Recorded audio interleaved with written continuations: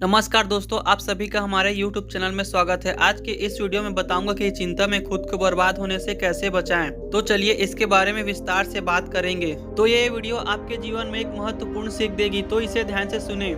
ये बात उन दिनों की है जब बुद्ध मधुबन वन में अपना समय व्यतीत कर रहे थे। इस समय तक बुद्ध की प्रसिद्धि दूर दूर तक फैल चुकी थी। बहुत दूर दूर से लोग अपनी चिंताओं और परेशानियों का समाधान खोजने के लिए बुद्ध के पास आते थे। ऐसे ही एक दिन जब बुद्ध मधुबन वन में अपने शिष्यों को प्रवचन दे रहे थे, तो एक बुजुर्ग उम्र का व्यक्ति अपने 20 वर्ष के पुत्र को अपने साथ लिए बुद्ध की तरफ आगे बढ़ता चला आ रहा था। जब वह प्रवचन स्थल के पास पहुंच गए तो बुद्ध ने एक नजर उन पर डाली और इशारे से बैठने के लिए कहा। जब प्रवचन समाप्त हो गया और सभी लोग चले गए तो बुद्ध ने उस व्यक्ति को अपने पास बुलाया और बैठने के लिए कहा। वहाँ चारों तरफ हरियाली छाई हुई थी, मौसम भी बहुत सुहाना था और तरह तरह के पक्षियों की आवाजें गूंज रही थी। ऐसा नजारा देखकर उस व्यक्ति को अंदर से असीम शांति महसूस हो रही थी।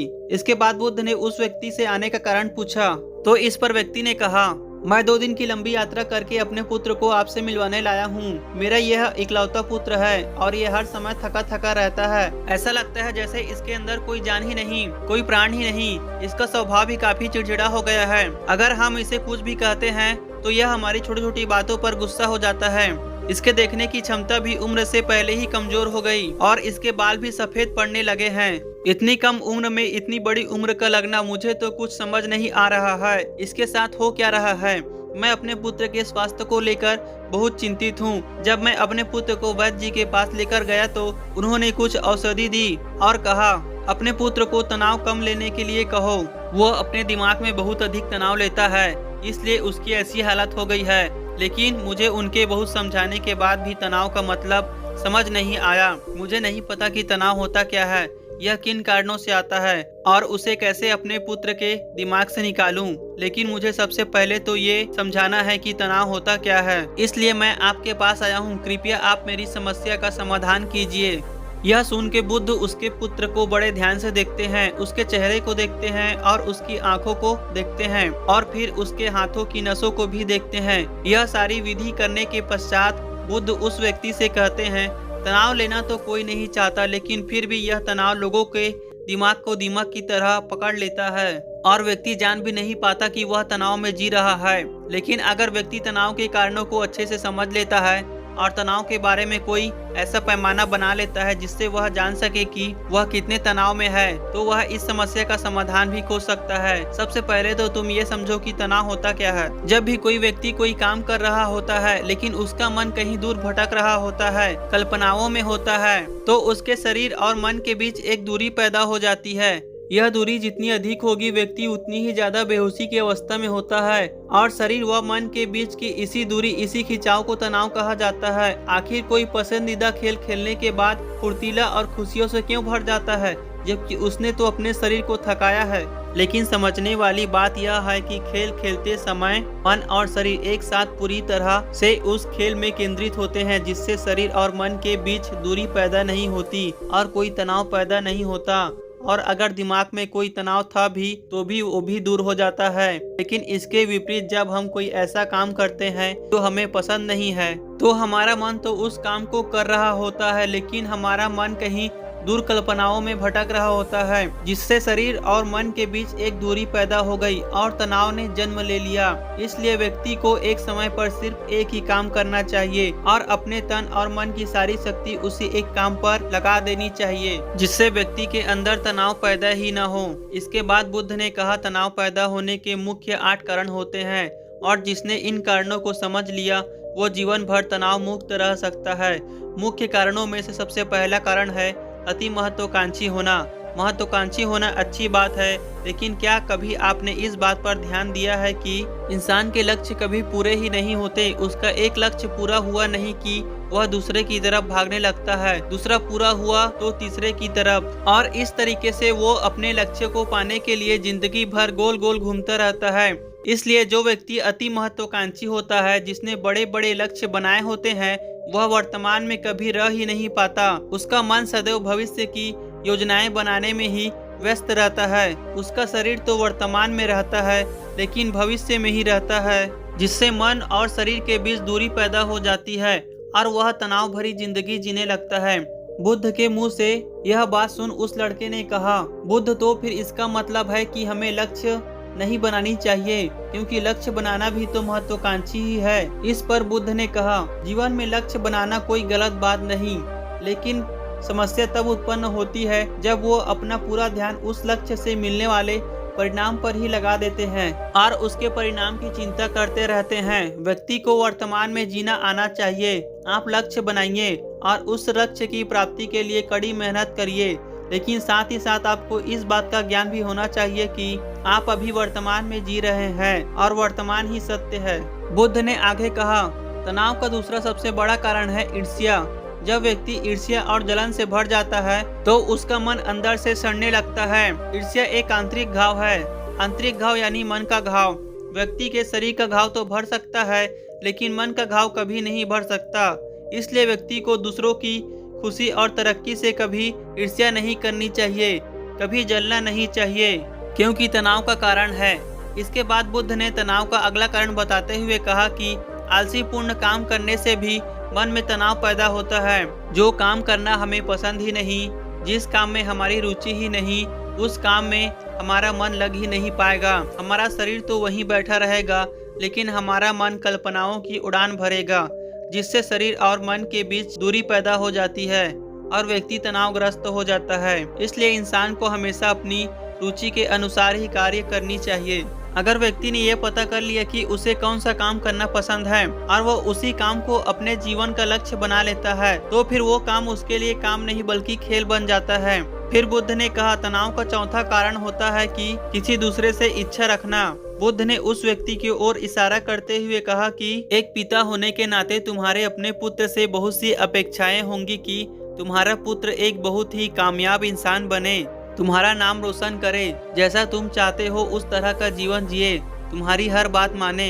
लेकिन क्या आज तक कभी किसी की सारी अपेक्षाएं पूरी हुई हैं? जब भी कोई व्यक्ति किसी दूसरे से कोई अपेक्षा रखने लगता है तो वह अनजाने में अपने लिए तनाव पैदा करने लगता है। जरा सोचो कि अगर तुम्हारा बेटा तुम्हारे अनुसार काम नहीं करता है और वो नहीं बन पा रहा है जो तुम उसे बनाना चाहते हो, तो निश्चित रूप से तुम्हारे दिमाग को तनाव पकड़ लेगा। तुम तनाव से भरा जीवन जीना शुरू कर दोगे और इस तनाव के बस में आकर तुम ऐसा व्यवहार करोगे, ऐसी बातें करोगे कि तुम्हारा अपने पुत्र के साथ संबंध और भी खराब होता चला जाएगा। इसलिए व्यक्ति को जितना हो सके उतनी कम अपेक्षाएं दूसरों से रखनी चाहिए और अगर पूरी तरह से तनाव मुक्त रहना है तो दूसरों से अपेक्षा रखना ही बंद कर दो। इसके बाद बुद्ध ने कहा कि शारीरिक कष्ट भी इंसान के तनाव का एक कारण होता है। जब व्यक्ति किसी शारीरिक पीड़ा से गुजर रहा होता है तो उसका पूरा ध्यान अपने उस शारीरिक दर्द पर होता है और वो पूरे दिन बस उसी के बारे में सोचता रहता है, जिससे उसका मन दुख के विचारों से भर जाता है। ऐसी स्थिति में व्यक्ति तनावग्रस्त रहने लगता है। दुख तो किसी भी व्यक्ति को हो सकता है, तो फिर क्या हुआ? व्यक्ति जीवन भर तनाव में ही जिएगा। इसका जवाब देते हुए बुद्ध ने कहा कि इंसान को ये बात समझनी चाहिए कि हमारा जीवन दुखों का आधार है। जैसे जैसे हमारा जीवन आगे बढ़ता है, इसमें दुख आते जाते रहते हैं, बीमारियां आती हैं और फिर अंत में मृत्यु भी आती है। तो बीमारियां इंसान के जीवन का अभिन्न अंग है, कोई इनसे बच नहीं सकता। बस किसी किसी के जीवन में ये समय से पहले आ जाती है तो किसी के जीवन में बाद में आती है। जब इंसान का मन इस बात को अच्छे से समझ लेगा तो फिर वह अपनी बीमारी के बारे में सोच सोचकर ज़्यादा तनाव नहीं लेगा, क्योंकि यह हमारे जीवन का अभिन्न हिस्सा है और इसके लिए व्यक्ति को शारीरिक रूप से भी अभ्यास करते रहना चाहिए। अपने जीवन में व्यायाम और स्वस्थ जीवन शैली को भी जगह देनी चाहिए ताकि उसका शरीर लंबे समय तक निरोगी रहकर सही से काम कर सके। तनाव का अगला कारण होता है अपनी योजनाओं को समझने के लिए समय न देना। कुछ लोगों के दिमाग में कोई विचार आया नहीं कि वो बिना सोचे समझे उस पर काम करना शुरू कर देते हैं और जब उस काम में उन्हें असफलता मिलती है तो वह तनाव से भर जाते हैं, क्योंकि उन्होंने उस काम को शुरू करने से पहले उसके बारे में पूरी जानकारी इकट्ठा नहीं की थी। इंसान को कोई भी काम शुरू करने से पहले उसके अच्छे और बुरे परिणामों के बारे में ठीक से सोच विचार कर लेना चाहिए। इंसान को इस बारे में भी सोच लेना चाहिए कि अगर ये योजना सफल नहीं हुई तो इसके बाद मैं क्या करूँगा। इसलिए व्यक्ति को अपनी योजनाओं को ठीक से समझने के लिए पूरा समय देना चाहिए, ताकि बाद में उस योजना की वजह से तनाव पैदा न हो। तनाव का 7वां सबसे बड़ा कारण होता है टाल मटोल करना, आज के काम को कल पर टालना। आप लोगों ने ये कहावत तो सुनी होगी कि आलसी इंसान के शरीर का सबसे बड़ा शत्रु होता है आलस्य। इंसान आलस्य की वजह से आज के काम को कल के लिए टाल देता है और फिर काम को टालना उसकी आदत बन जाती है। काम को कल पर टालने वाले व्यक्ति का काम कभी भी समय पर पूरा नहीं हो पाता, और अगर किसी तरह से पूरा हो भी जाता है तो वह उतना अच्छा नहीं हो पाता जितना अच्छा उसे किया जा सकता था, और फिर यह बात व्यक्ति के अंदर तनाव पैदा करती है। लेकिन काम को टालना या काम को एकदम अंत समय पर करना एक आदत बन जाती है, इसलिए व्यक्ति को ना चाहते हुए भी बार बार अपनी इस आदत का शिकार बन जाता है और काम को टालता रहता है, और फिर जब समय की सीमा पास आ जाती है तो वह तनाव से भरकर काम को पूरा करने का प्रयास करता है। इसलिए तनाव मुक्त रहने के लिए व्यक्ति को काम को टालने की आदत छोड़नी पड़ेगी, और यह तभी संभव है जब व्यक्ति काम को समय से पहले खत्म करने का निश्चय करे। सबसे आखिरी और सबसे प्रमुख कारण जो तनाव का होता है वह है ज्यादा सोचना। लगातार सोचते रहना भी एक बीमारी है, और यह उस व्यक्ति में सबसे ज्यादा पाई जाती है जो अकेले कल्पनाएं करता है, जो अतीत की घटनाओं और भविष्य की बातों के बारे में सोचता रहता है, जो बेवजह के अनुमान लगाता रहता है। इसलिए व्यक्ति को ज्यादा सोचने की आदत पर लगाम लगाना चाहिए। इसके लिए जितना हो सके खुद को काम में व्यस्त रखना चाहिए और हर दिन ध्यान का अभ्यास करने को अपने जीवन का हिस्सा बना लेना चाहिए। तब व्यक्ति ने हाथ जोड़कर कहा, बुद्ध, मेरा पुत्र तो मात्र 20 वर्ष का ही है और इसमें अभी इतनी समझ नहीं है कि यह आपकी बताई सारी बातों का एक साथ पालन कर सके। आप कृपया करके तनाव मुक्त रहने का कोई आसान सा तरीका बता दें जिससे मेरा बेटा उसका अनुसरण भी कर सके और तनाव मुक्त भी रह सके। उस व्यक्ति की यह प्रार्थना सुन बुद्ध ने कुछ सोचते हुए जवाब दिया, अगर तुम इतनी सारी बातों का पालन नहीं कर सकते हो तो इसके लिए एक बहुत ही आसान विधि है। तुम एक बार में एक काम को करने पर ध्यान लगाओ। तुम जो भी काम कर रहे हो उस समय पर सिर्फ उसी काम को करो, सिर्फ उसी पर ही अपना पूरा ध्यान लगाओ। और अगर तुम्हारा मन इधर उधर भटक जाता है तो जैसे ही तुम्हें याद आए उसे वापस फिर उसी काम में लगा दो। ये सबसे आसान और सबसे अच्छा तरीका है। तनाव मुक्त रहने का जब तुम भोजन करो तो उस समय उसके पूरे स्वाद का आनंद लो, उसी को अनुभव करो। जब चलो तो अपना पूरा ध्यान सिर्फ चलने पर लगा दो, जिससे तुम्हारा मन और तुम्हारा शरीर दोनों एक जगह केंद्रित रहेंगे। दोनों के बीच की दूरी पैदा नहीं होगी, जो कि तनाव का मुख्य कारण होता है। दोस्तों, आज की युवा पीढ़ी एक ही समय पर 2-3 काम करने के आदी हो चुकी है, जैसे फोन पर बात करते हुए गाड़ी चलाना, खाना खाते हुए टीवी देखना, ये फोन चलाना, और फिर इनकी शिकायतें रहती है कि मैं तनाव में जी रहा हूँ। जब कोई व्यक्ति एक ही समय पर 3-3 काम करेगा तो तनाव पैदा होना तो स्वाभाविक है, क्योंकि दिमाग तो एक समय पर पूरा ध्यान लगाकर सिर्फ एक ही काम कर सकता है। पूर्ण रूप से एक ही समय पर 2 कामों पर ध्यान कभी नहीं लग सकता। इसलिए जहां तक संभव हो सके एक समय पर सिर्फ एक ही काम करने का प्रयास करें, वो भी पूरे ध्यान के साथ। दोस्तों, आशा करता हूं कि आपको इस स्टोरी से काफी कुछ सीखने को मिला होगा। दोस्तों, हर दिन कुछ नया सीखने के लिए हमारे वीडियो को लाइक करें और हमारे प्राचीन भक्ति चैनल को सब्सक्राइब करें। धन्यवाद।